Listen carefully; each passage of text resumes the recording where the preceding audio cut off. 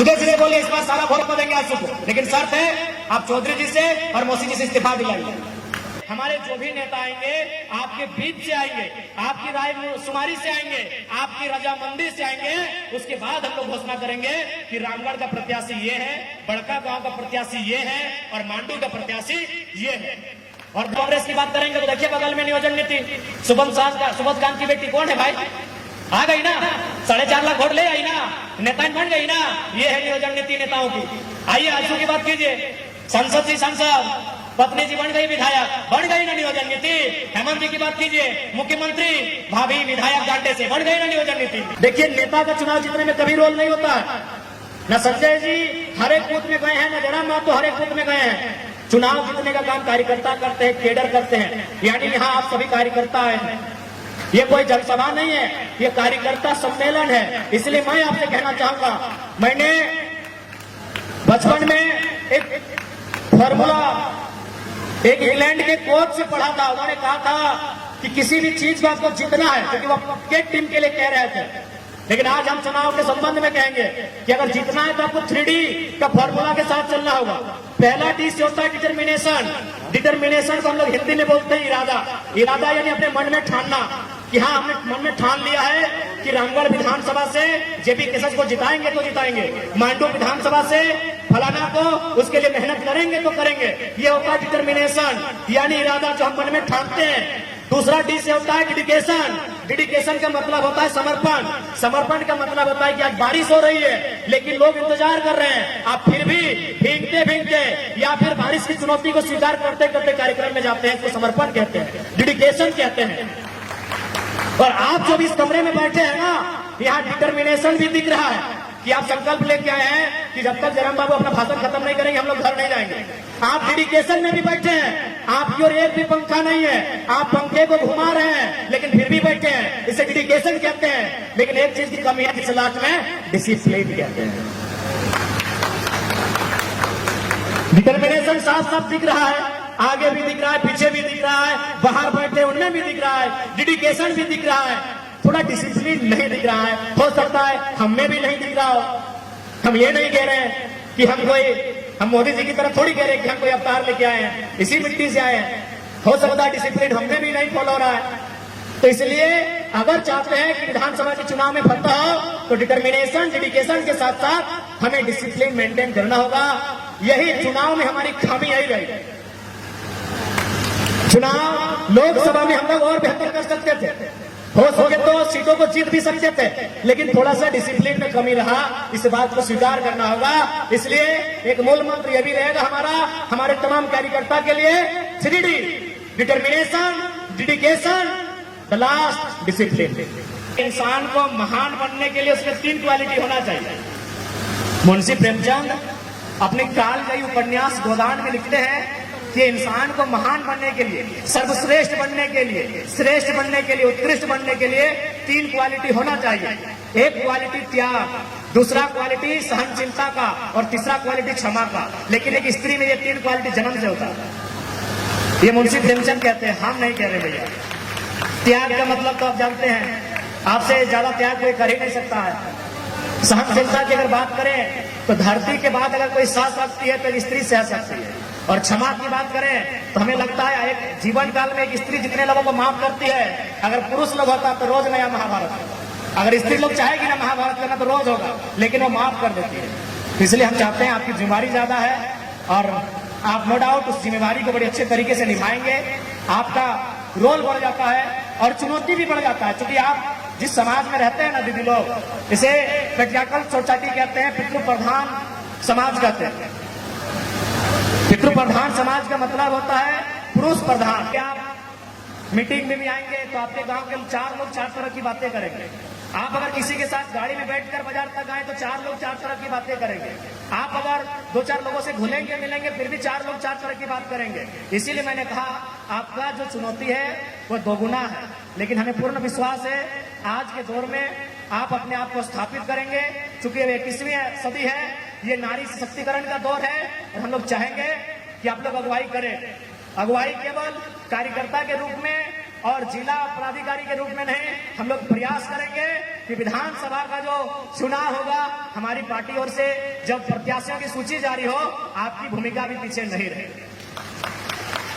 विधायक नहीं बनवा तो नहीं बने बनवा ना, बन लो ना।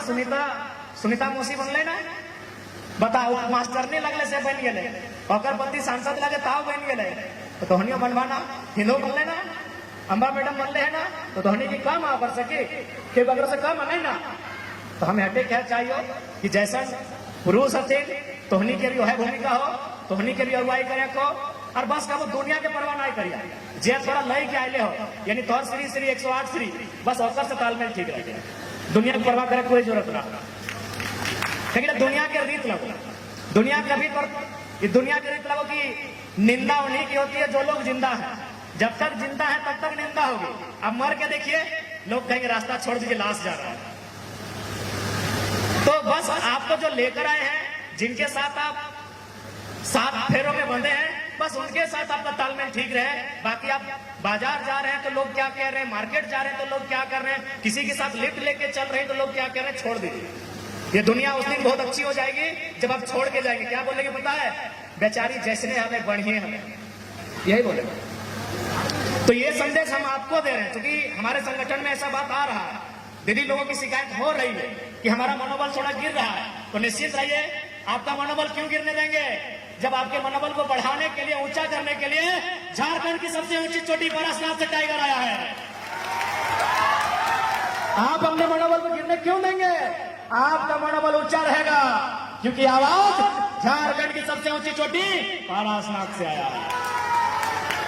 बिल्कुल अपने मनोबल के गिरने मत दीजिएगा हमारे दीदी लोग, एकदम नहीं गिरने दीजिएगा। ये दौर आपका है, ये सेंचुरी आपकी है, बस आप भी अगुवाई कीजिए। और साथ ही साथ अपने तमाम साथियों से, तमाम कार्यकर्ता बंधुओं से भी यही कहना चाहेंगे कि आगामी विधानसभा का चुनाव, उसकी तैयारी आज से ही, इसी क्षण से आप कर लीजिए, क्योंकि हमारे लिए समय नहीं है, उनके लिए समय होगा। क्योंकि उनके पास बड़ी बड़ी अटैचियां हैं, उनके पास बड़े बड़े लोग हैं, हमारे पास जो भी आप हैं। इसलिए हमारी तैयारी आज से होनी चाहिए, हमारी तैयारी आज से होनी चाहिए। जिस प्रकार आपको याद होगा, नेटवर्किंग में कोई लोग जुड़ते हैं, उसको बोलते हैं कि तुम 23 घंटा अपने लिए काम करना, 1 घंटा कम से कम 4 लोग कन्विंस करना। तो हमारी तैयारी आज से है। आप जिससे भी बात करें, टेलीफोन में अपनी माता जी से बात करें, अपनी भाभी से बात करें, लेकिन लास्ट में जरूर बोलिएगा कि बार गड़बड़ ना करिए, लोकसभा में जब भले भले विधानसभा में आज से, क्योंकि भले आज आपको लग रहा है कि नहीं ये जुलाई, अगस्त, सितंबर, अक्टूबर, आपको हाथ में लग रहा है 4 महीना। यकीन मानिए, जैसे जैसे चुनाव नजदीक आएगा, हम अपना एक्सपीरियंस बता रहे हैं गिरिडीह लोकसभा का, आज भी हमको मलाल रहता है कि काश जो 10 दिन हम अंडरग्राउंड हो गए थे, अगर बाहर होते तो हजारीबाग को भी और अच्छा करते और गिरिडीह को हम जीत जाते। काहे कि हमने पाया कि जिन जिन क्षेत्रों में मेरा वोट नहीं था, अगर उन गांवों में हम जा रहे थे, बुजुर्गों का आशीर्वाद ले रहे थे, लोगों से मिल रहे थे, मेरा हर एक बूथ में वोट आया। जबकि वहां हम लोग सोचे नहीं थे, हम लोग सोचे थे कि ना ये बीजेपी का कोर वोटर है, ये फलाना पार्टी का कोर वोटर है, ये लोग तो टूटेंगे ही नहीं। लेकिन वो इंतजार कर रहे थे कि लड़का आएगा कब। और हमें लगा कि एक दिन में हम 10,000 वोट प्लस कर रहे थे, क्योंकि एक दिन में लगभग 20-25 गांव जा रहे थे, और एक एक गांव में, एक एक क्षेत्र में लगभग 500-700 वोट हम प्लस करते थे। यदि 10 दिन हम फील्ड में रहते हैं तो 10 दहाई 100 यानी 1 लाख वोट पिरामिड करते हैं, और 1 लाख से तो उतर रहा है, यानी गिरिडीह लोकसभा जीत जाते। जिस दिन वोटिंग हो रहा था ना, हम 2 बजे रात तक सभा किए थे। भले आचार संहिता था, लेकिन रात को मिलने जुलने के लिए मना नहीं था। हम घर में जा जाके लोगों से 2 बजे रात तक मिले थे, और दिल यही कह रहा था कि काश और 1 सप्ताह दे दे, और 1 सप्ताह मिल जाएगा तो चुनाव आराम से जीत जाएगा। तो इसलिए हमारे पास साधन संसाधन की कमी है। आप आज के दिन से ही लग जाइए, विधानसभा मैक्सिमम होना चाहिए। और देखिए, जो भी हमारे प्रत्याशी होंगे उसको चुनने का काम भी आप करेंगे। हम तो बोल ही दिए हैं कि भाई जनता का फीडबैक सर्वोपरि होगा। देखिए, हम लोग एक नई क्रांति लेकर आए हैं। हम लोग किसी को हाथ खड़ा करके नहीं बोलेंगे कि यह है अमरेंद्र भाव, बोले इसको राजा स्वीकार करिए। जनता तय करेगी। हम तो पहली बार एक जिस प्रकार चूंकि हमेशा जो परीक्षा में भाग लेने वाले नौजवान शिकायत करते हैं कि चपरासी बनने के लिए परीक्षा देना पड़ता है, और जो लोग मेडिकल का स्पेलिंग नहीं जानते हैं स्वास्थ्य मंत्री बन जाते हैं। तो हमने एक प्रयास किया है, हम लोग एप्लीकेशन लेंगे, एक पैटर्न में ढालेंगे, अपने प्रत्याशी को बाकायदा इंटरव्यू में भी लेके जाएंगे, उनसे सवाल जवाब भी होगा। तो इसलिए हमारे जो भी नेता आएंगे आपके बीच से आएंगे, आपकी राय शुमारी से आएंगे, आपकी रजामंदी से आएंगे। उसके बाद हम लोग घोषणा करेंगे कि रामगढ़ का प्रत्याशी ये है, बड़का गांव का प्रत्याशी ये है, और मांडू का प्रत्याशी ये है।